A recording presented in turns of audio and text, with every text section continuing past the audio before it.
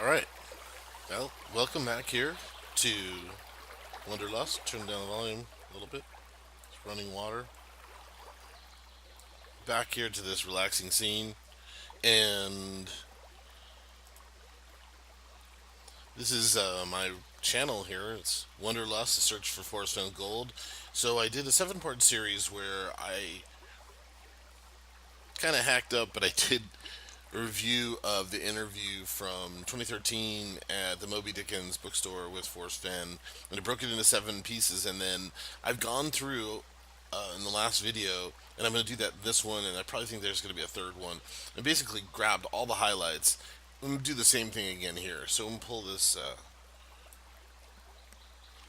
notepad here into the screen, and we're going to jump in. The last thing that he was talking about in the last video was about letting the kids breathe the sunshine. So then Forrest jumps into a couple of these points. So let's copy and paste these in here. Jump right in. So he talks about that the loop comment or the switchback. Will you find yourself switching back? And Forrest jumps in and says, and by the way, I'm paraphrasing. These are just my notes. I tried to get it as accurate to what he was saying, but it is my paraphrase notes, that's for sure. And so the question from because he does a Q&A at that point, and the question is about, when you went to hide the treasure, did you do a loop back or a switch back? And on multiple occasions, Forrest Fenn does this thing where he gets very, as much as you could for a guy that age, he gets kind of explosive, and he makes this thing about a dangerous question. And I think that is something where I've got to make a note and go back to this whole thing about what is dangerous. Why does he keep saying that, this dangerous thing? But and then I know there's been recently some stuff about, or I've seen it before, about what is dangerous. And Forrest actually says, and I'm not sure he uses the word. I think he does use the word dangerous. He says very specifically that where the chest is hidden is not dangerous. So, anyways, in the interview here, and then he goes on to say, nobody's going to happen on that treasure chest. You're going to have to figure out the clues in the poem and go to it. So then the next kind of section of information that was interesting is he says there are several people that had deciphered the first two clues. I do not think they knew it because they walked right past the treasure chest. Whoever finds it, the treasure chest, is going to have to earn it. And then there is someone asks a question, and Forrest says, well, how deep is a hole? And and that's his answer to the question. And then somebody in the crowd says, okay, we'll ask you the question, how deep is a hole? I think that is, and again, I did that in the other video, and I'll probably say it a million times other, is you don't know whether it's Forrest Fenn just kind of being this Texan guy and it's the way of thinking, or it's a clue. How deep is a hole? I mean, is he, so I wonder sometimes, I mean, he's on the topic of the thrill of chasing where he hid the chest, and that I almost wonder if sometimes he's dropping clues right in front of you, but he's hid them in a joke or something. How deep is a hole? Well, wait a minute. We're talking about hiding a chest, and you're talking about a hole. I mean, he's the one who brought up how deep is a hole. I think the other reason why I put the thing, I always found that to be very interesting, is that whoever finds the chest, the treasure chest, is, I think he says, whoever finds it, I put in the treasure chest, is going to have to earn it. And you get in this weird thing about, um, a vase or an urn. I forgot how to spell urn. So I'm reading a bunch into that. The two or three things I'm reading into it is when he's saying you'll have to earn it. I have a hypothesis, or a solve, or at least a set of ideas around this earn it, is that the the thrill of the chase is,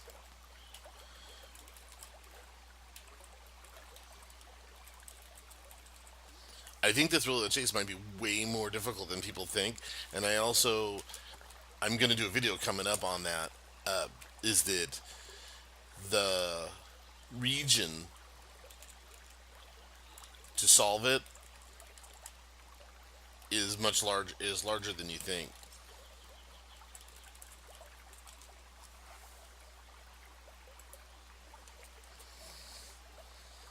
Which flies in direct contrast to some of the things that Forrest Fenn have said about the 200-foot searcher. So moving on, he says he hid the treasure in 2 trips in one spot. It's a very special spot.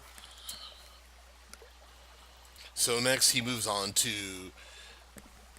this aspect about literature, and he talks about Hemingway and For Whom the Bell Tolls, that he read half the book and threw it in the trash.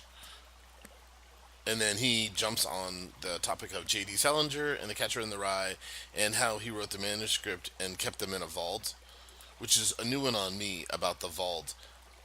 And I'm reading a bunch into that. I also have an idea and a solve, which I will drop at some point, about this aspect of the vault. And he even says, I like that idea of keeping the manuscript in a vault.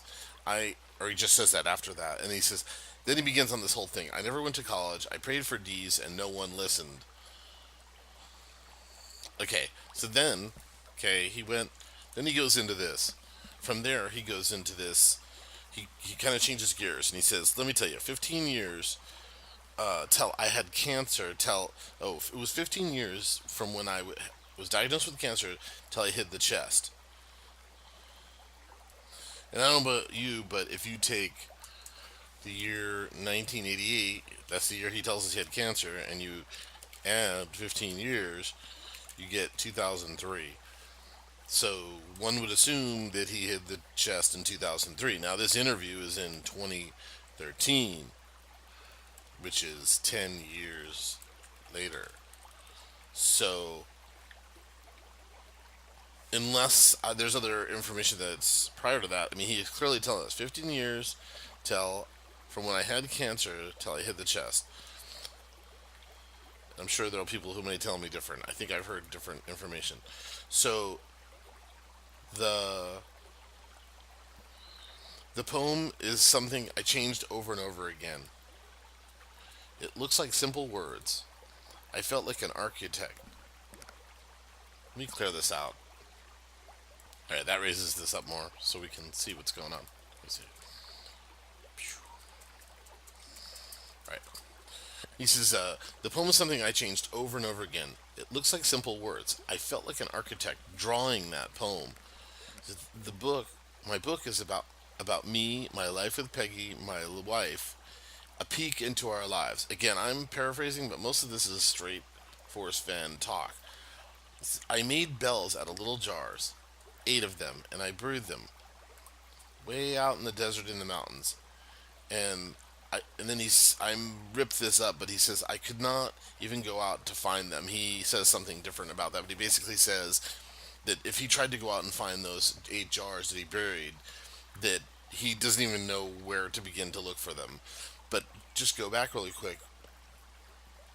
I still think this is a powerful thing about I felt like an architect drawing that poem. And I just think that is such a telling moment in this interview. And this thing about the poem is something I changed over and over. And it looks like simple words. And I felt like an architect drawing that poem. Wow. But then he jumps in there and then he says, the book is about me, my life, and Peggy, and a peek into our lives. But then he changes the thing about the bells and the jars, and that there's 8 of them. And I want to do a whole side video on that, and I might do that right after this, but I want to finish this quick parsing and get it done in 3 videos. So let me move on, but I will go back to the 8 bells. So the next thing, I think I can fit this all in this video, is he talks about how when his father died, that his father called him and said he was taking sleeping pills. Wow, that's tough, you know. But it's interesting that he says 10 o'clock at night. His father called him, and that he said, I have a plane and I could be there by morning. And his father said it'll be too late by then.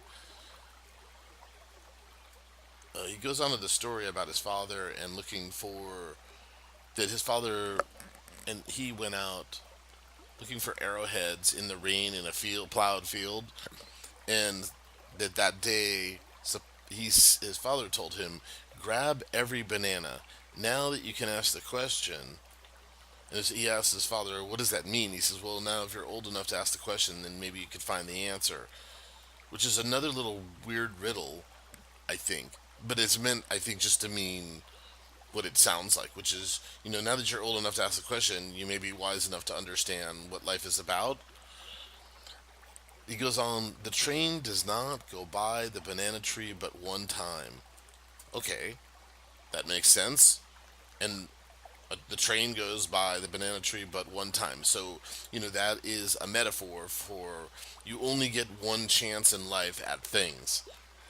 The part that gets me, and I mean the train could just be a vehicle for the metaphor, right? Life is, you're on a train, you're going in one direction on one set of tracks, and you go by an opportunity, and the opportunity is the banana tree, and the things that are good in life are the bananas, but one time.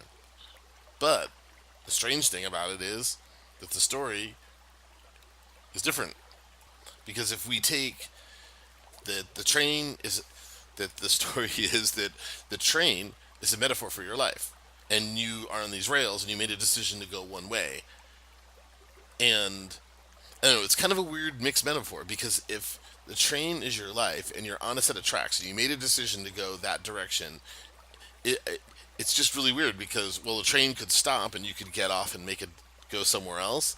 But then the odd thing about it is this part about you should reach out and grab every banana on the way back. Okay, I get that part. I mean, the train maybe goes one way out and then it comes back on the same track. And then, but then at the first part, he says the banana tree but one time. But I mean, maybe he's referring to, when you go by the tree, you'll have one chance to grab the banana. Probably. And the banana is good things and bad things. Okay, so that parses that, right? More should be said about that. He makes a comment about the Mesa Verde and the bracelet, which I could do like 10 videos on, and I probably will. He says kids may have an advantage. Why? Why? I put that in there. This is my own notes. Forrest Fenn says their eyes are better and they're more agile. Again, I could probably do a whole video just on that alone.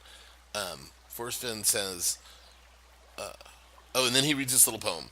And he says, oh, tell me not in mournful numbers, life is but an empty dream. For a soul that is dead, that slumbers, life is not what it seems. I think that is also a huge thing there. When he's in, I could parse a whole video on that, and I might do that as well. It is definitely that this thing that the poem he reads like sets off my imagination running wild. Is he saying life is an illusion? Okay. Then he goes into this whole thing about that he was 27 and in Germany, and I want to say a whole bunch of stuff about this last sentence here, so I think I'm going to stop because I'm running long on this video. So I'll go back and start this next video right here at this thing where he starts talking about who was 27 in Germany and checked out the nuclear bomb and that he had possession of the nuclear bomb. Yeah, this thing, oh, tell me not in mournful numbers. Life is but an empty dream for a soul that is dead that slumbers. Life is not what it seems. Wow. I think another thing too that it keeps coming up in my mind in this interview, and is two or three words. One of them is, and one themes, and one of them is death. Death, dying, and being dead. And somehow some kind of like resurrection and being alive. So I want to talk more about that later on. So like my video, and there's going to be more. So please subscribe, and thanks for listening.